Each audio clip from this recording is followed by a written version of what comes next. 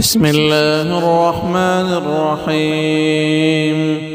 سبح اسم ربك الأعلى الذي خلق فسوى والذي قدر فهدى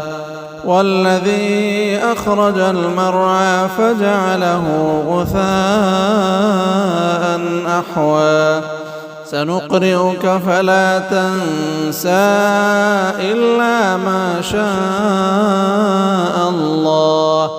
إنه يعلم الجهر وما يخفى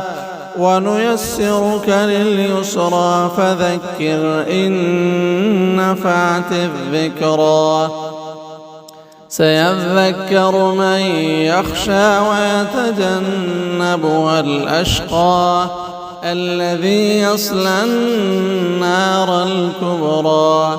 ثم لا يموت فيها ولا يحيا قد أفلح من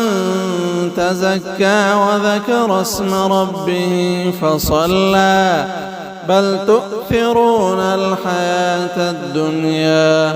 والآخرة خير وأبقى إن هذا لفي الصحف الأولى